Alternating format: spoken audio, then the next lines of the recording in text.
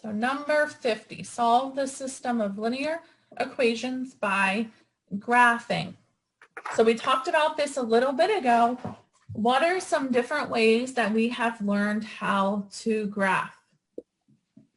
By slope-intercept form. My slope-intercept form, good. You know that's my favorite way, right? But what other ways could you graph it? XY table. Could make an XY table, good. Or you could find the slope? The slope would be similar to the first method. Oh. But that absolutely will work. Or you could find the intercepts, right? You can find the x-intercepts and y-intercepts and graph it that way. So those are the three main ways that we've learned. Which way would you guys like to do? Would you like to do slope-intercept? Would you like to draw a table, or would you like to find both intercepts? Probably like just the slope-intercept. Okay, we can do slope-intercept. And we're going to have to do it twice, right? We're going to have to do it once for each line, because this is going to be two different lines that we're graphing. And then we're going to try and figure out where they intersect. Yeah. Okay. So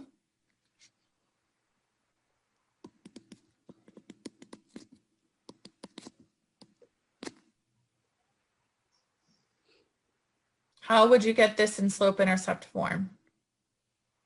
Just subtract. Yeah, subtract x. Subtract x from both sides. Good.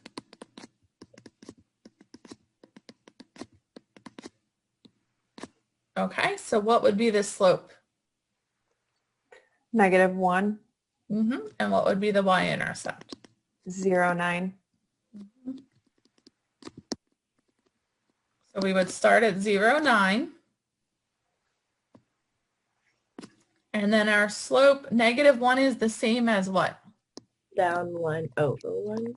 Because you could think of it as -1 over 1. So down 1 over 1 to the right. Good. I'm going to do that several times. I know my math lab automatically draws you the whole graph, but since we're not in my math lab right now, I'm going to go down 1, right 1 several times, just so I get a pretty exact graph to help us out.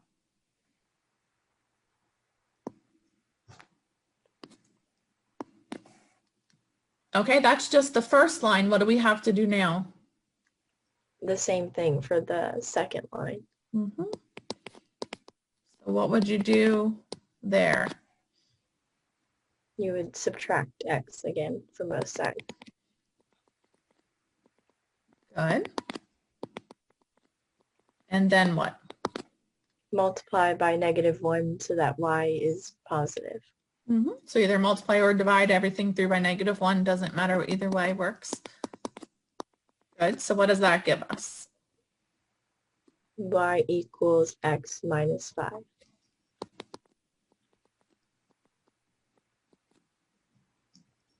So what is the slope?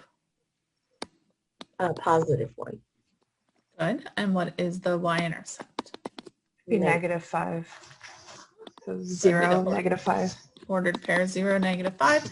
And then for the slope, you could think of it as what? 1 over 1. Good. So we're going to start at 0, -5.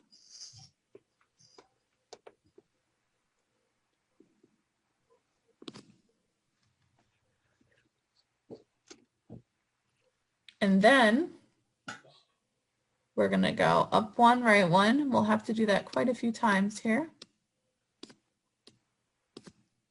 until we eventually run into the other graph. So it happens right there. This one, it's nice if you're doing it in my math lab because it automatically draws the whole line for you. So what is the ordered pair? Where do the two lines intersect? 7, 2. Very good. 7, 2. Which you can actually confirm. How can you check your answer? You can plug it back. X was 7.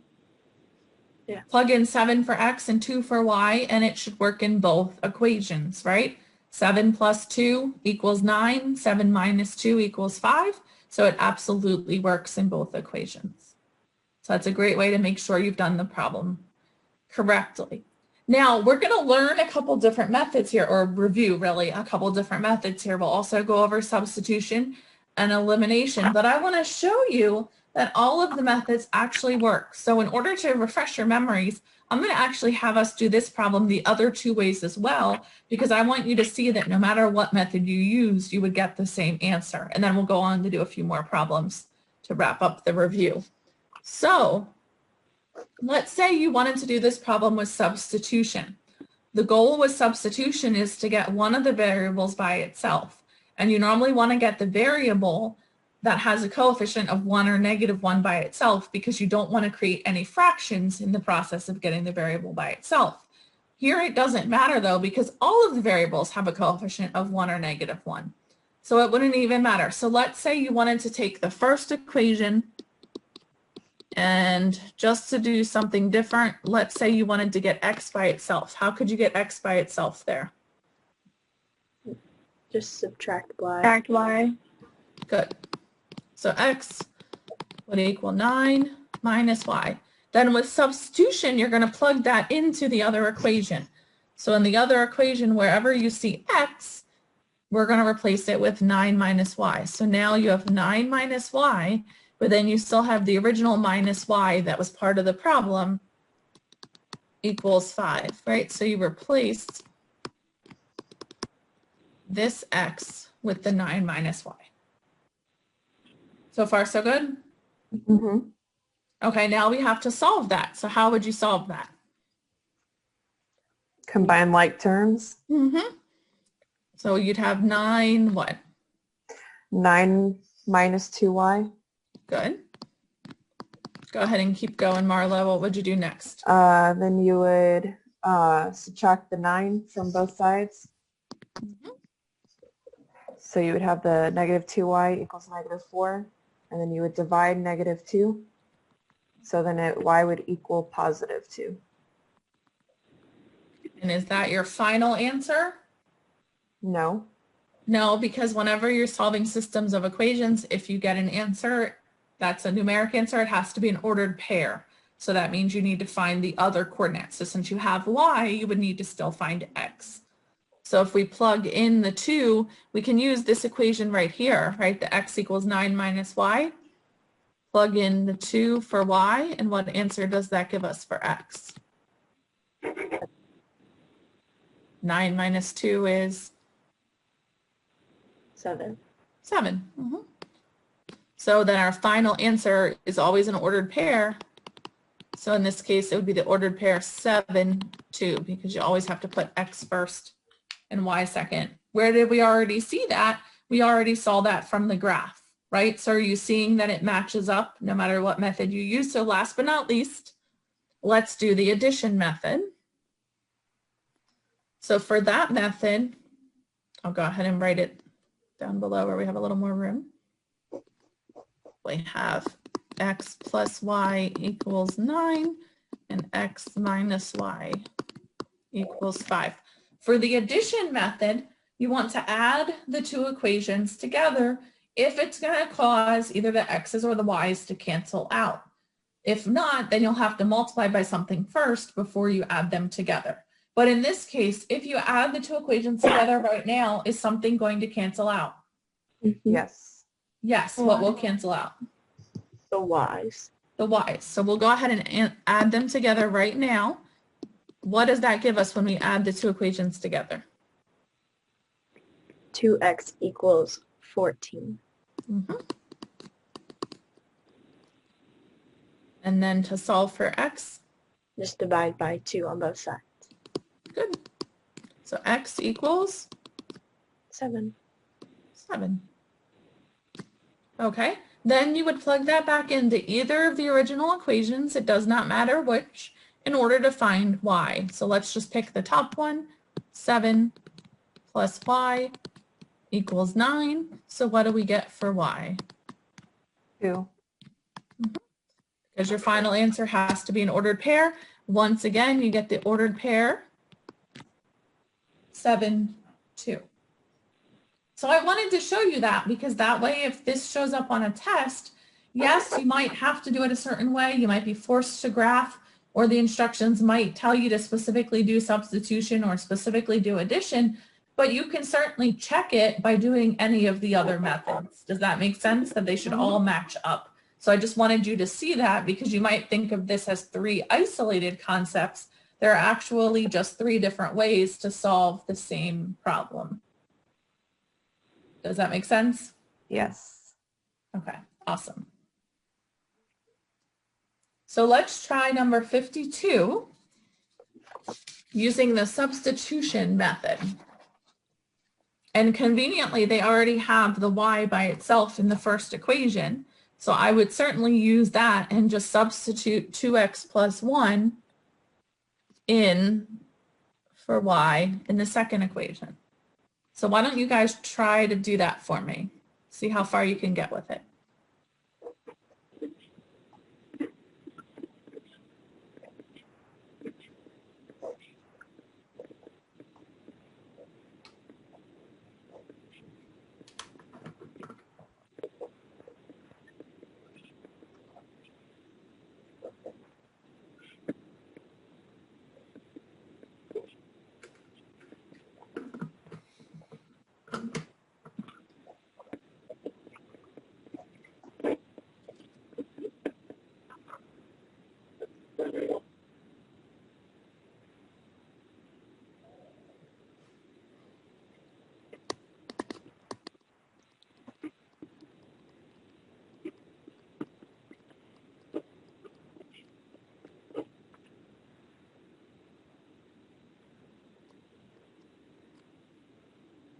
So the first step would be to distribute, which would give us 10x plus 5 minus 6x equals 13. Then what would you do from there? Combine like terms. So 10x minus 6x would give us 4x.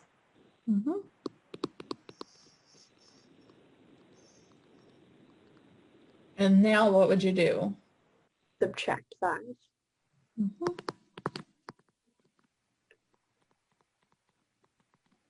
So 4x equals 8, which tells us that x equals 2. 2. So are we done now? Our final answer is 2? No. No. No, we have to still find what? Wow. You still have to go Y. back and Very find good. y. Very good. So how would you find y? Plug in 2 in one of the equations. Very good. So I'll go ahead and use the top one, but you're absolutely right, Alyssa. You could use either one.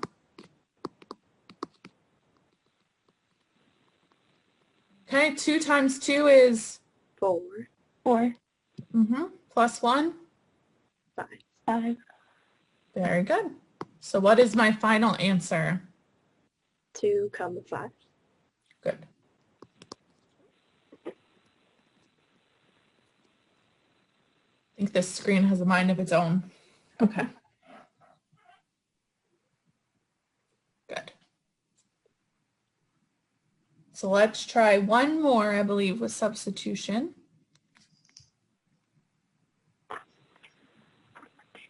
Number 54. Which variable do you want to get by itself in number 54, and why would you want to get it by itself? I'd say y, only because there's nothing in front of it already. Exactly. So I would recommend solving for y in the second equation, getting it by itself, because if you were to use any of the other variables, you would end up having fractions. And I don't think any of you would voluntarily work with fractions if there was a way to avoid them. Okay, you're all shaking your heads. We're all in agreement. Me too. I mean, I wouldn't say let's work with fractions unless I had to either. So I'm with you guys there. So we want to get that y in the second equation by itself. How could we do that? You can multiply it by -7. Oh, so that would be Oh, if we get were it by going to do addition, but we're going to go ahead and do substitution here because that's what the instructions Oh, okay. said. Yeah. You could subtract 10 from both sides, so it gets y on the right by itself. Good. So now you have negative 5x minus 10 equals y. Good. So now let's plug that into the other equation. So plug that into the top equation where you have a y. So now we have 35x plus 7 times negative 5x minus 10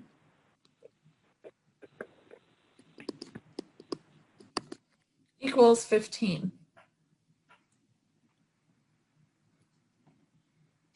So then we'll go ahead and distribute 35x, and then what do we get when we distribute? Negative 35x and then negative 70. Equals 15. So what happens here?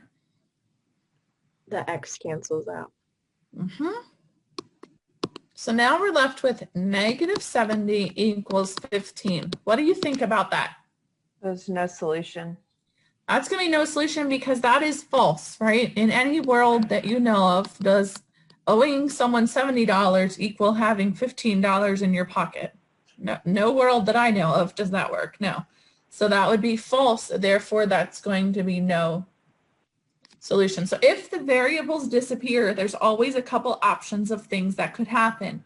One thing that could happen is you get a false statement, which means that your final answer is no solution.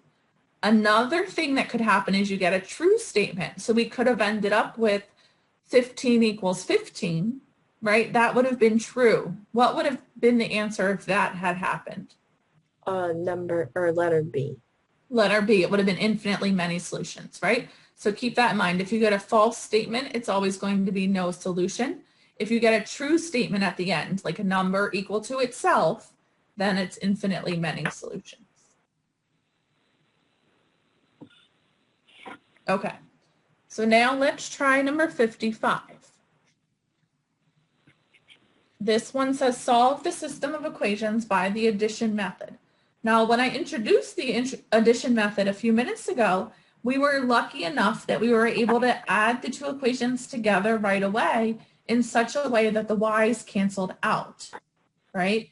But this time, if you were to add the two equations together right away, would either of your variables cancel out? No. No. So you don't have the luxury of just adding them together right away. So even though it's called the addition method, sometimes you have to actually do an extra step first before you add the two equations together. So what you want to do is focus in on one of the variables. It doesn't matter which one. And you want to set it up so that you can multiply the one equation by a certain number so that it then cancels with the other equation. So let's say here you were looking at the x's. What would you have to multiply negative 3 by so that it would cancel out with 6? So in other words, you want the 3 to become a 6, but you want to keep the signs opposite. That's good. So what would you have to multiply the 3 by to turn it into a 6? Negative 2.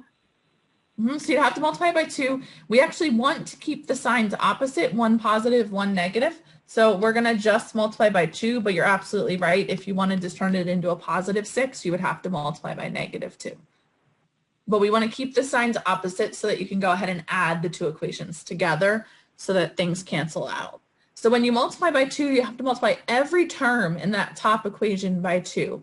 So what does that give us? You get negative 6x plus 2y equals 20. Good. Then we're just going to copy over the other equation, which I believe was 6x minus 2y equals negative 20. Now, when we add the two equations together, what happens? It all cancels out. It all cancels out. So when everything cancels out, if the x's and y's cancel out, isn't that a 0, right? Like, isn't negative 6x plus 6x really 0x or just 0? 2y minus 2y is just 0. So you have 0 on one side equals, what is 20 minus 20? 0. 0. So make sure you work out both sides. 0 equals 0. Is that true or false? It's true. True. True. Having nothing is the same as having nothing, right? 0 equals 0. So what is our answer going to be? Infinite number of Mhm. solutions. Very good. Oh, sliding again.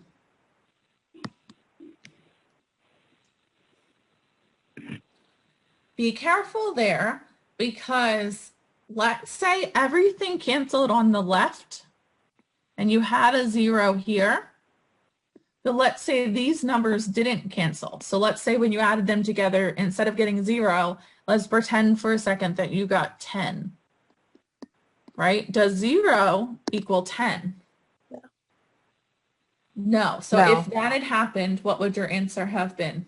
No solution. No solution, right? So what I'm warning you about is, just because everything on the left side cancels to give you 0, you have to make sure you actually add up the numbers on the right side to see if they give you 0 or some other number.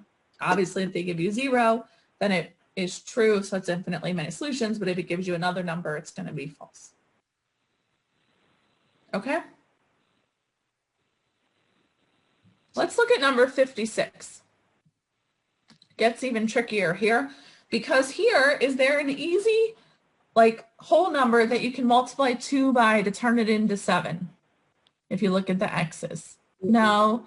Is there an easy whole number that you can multiply 2 by to turn it into 5 for the y's? No. No. So what we're actually going to do is multiply each equation by the opposite number. So first, let's pick a variable. Do you want to look at the x's or look at the y's?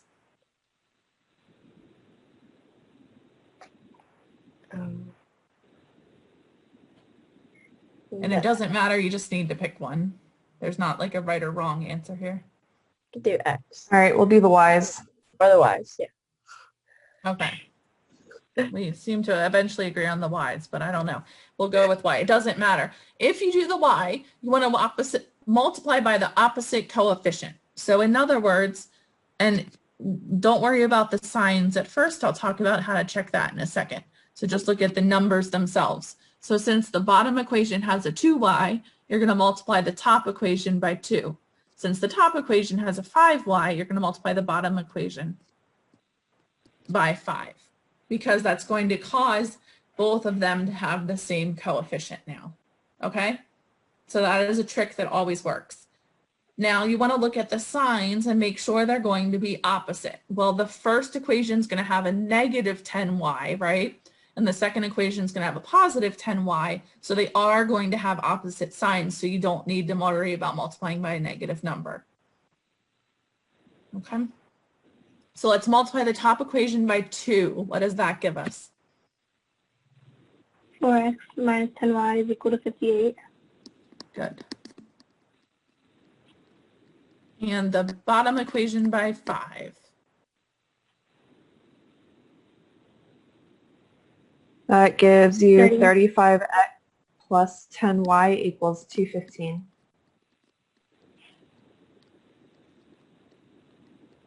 Good. So now we're going to add the two equations together. The y's cancel out. So what do you get when you add the two equations together? Is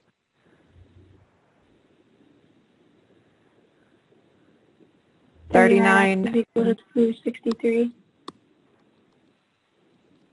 39x equals 2, I think it's 73, right? Yeah. And then here's the good news. If you divide by 39, what ends up happening? You get a 7. Isn't that reassuring? Yeah. Now, by the way, just to be clear, could your answer be a fraction? Mm-hmm. Yes, it could happen. However, in this problem, is your answer a fraction? No. Are we done yet? No. No. No, because we still have to find Why? y. Now you can plug it into any equation you want to. You can plug the 7 for x into one of the original two equations, or even into one of the two new equations that you created. I'm just going to go ahead and do the original one, the first one, because that's what I normally do. I'm a creature of habit, but it does not matter which equation you use.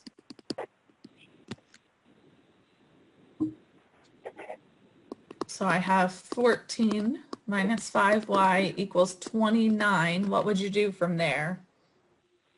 Subtract. Subtract 14 from both sides. Good. So negative 5y equals 15. So then y equals Negative 3. Negative 3. negative 3. So you'd pick answer choice A, and then you would put in the ordered pair 7, negative 3.